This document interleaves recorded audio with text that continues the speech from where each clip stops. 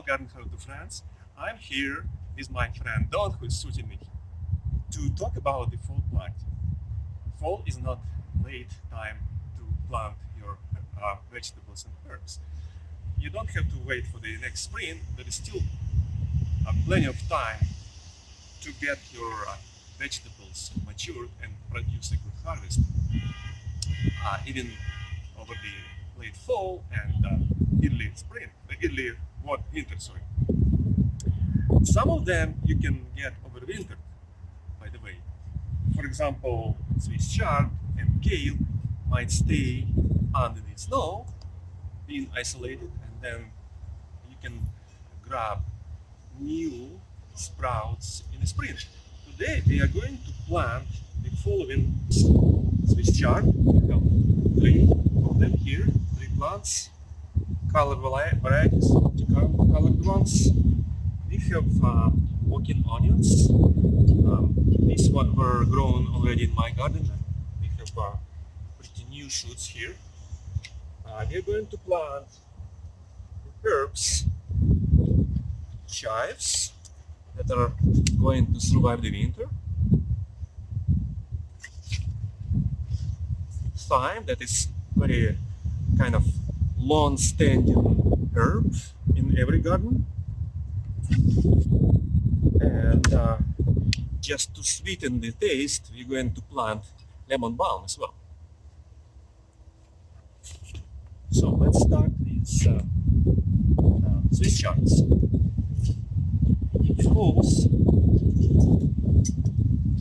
each of these plant a little bit further from each other so that when they grow up there will be more space for the leaves to grow and do not touch each other.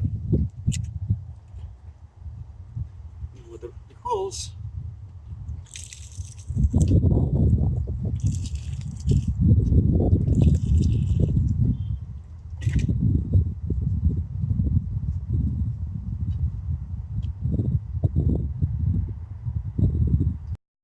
if I would plant Swiss chard in the spring or early summer, I would give more space in between, but they will not grow to the extent as in the warm periods of the season. So I plant with 1 foot distance.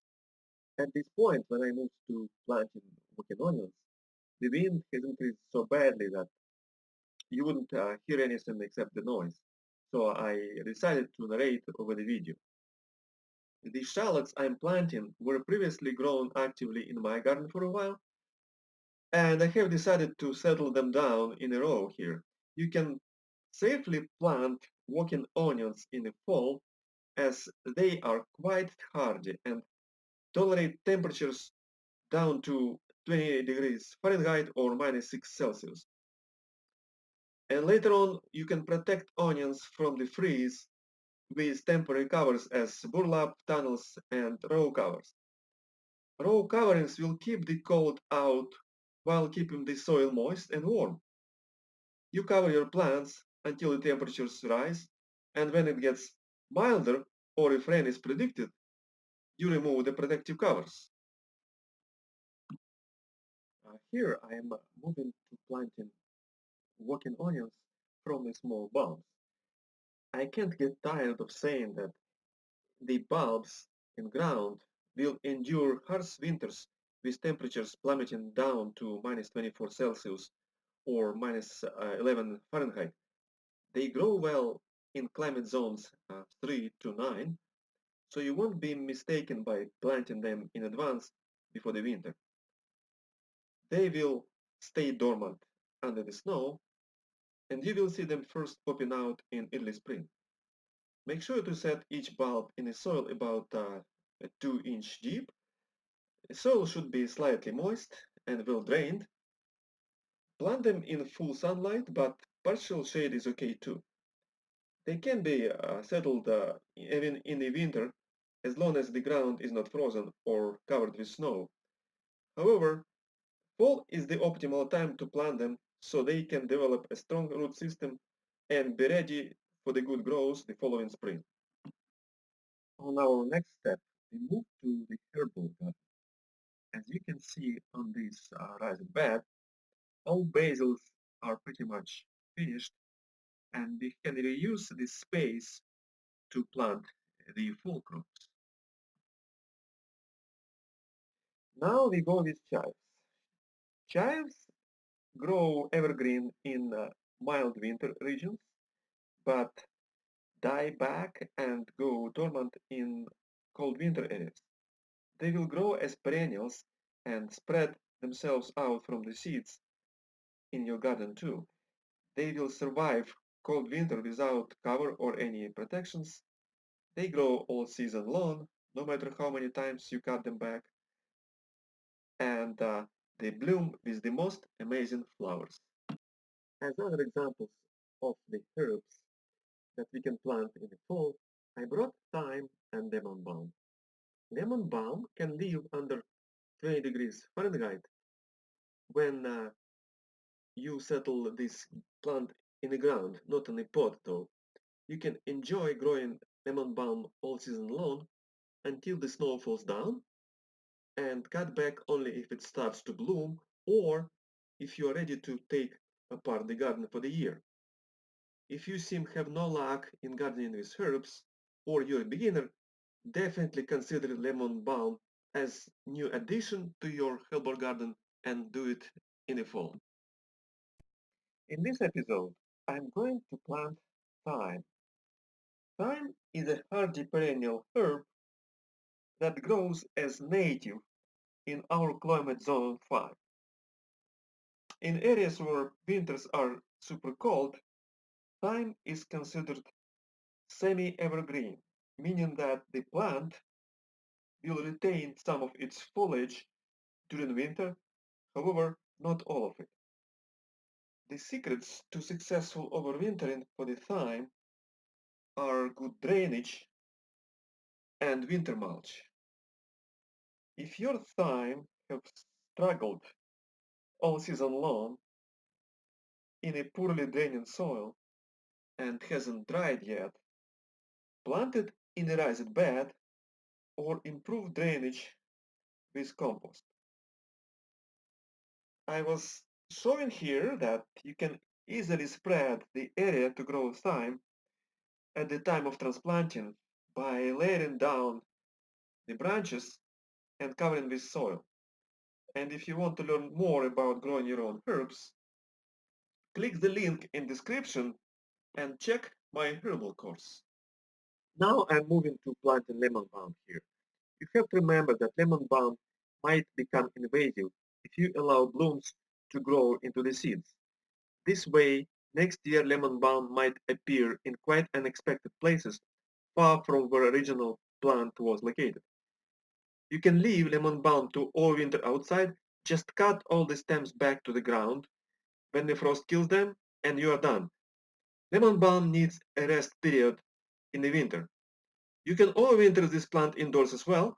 You cut it back to the ground and store it in a cool, dark room until the spring. Water it a little bit, maybe once a month to prevent it from completely drying out.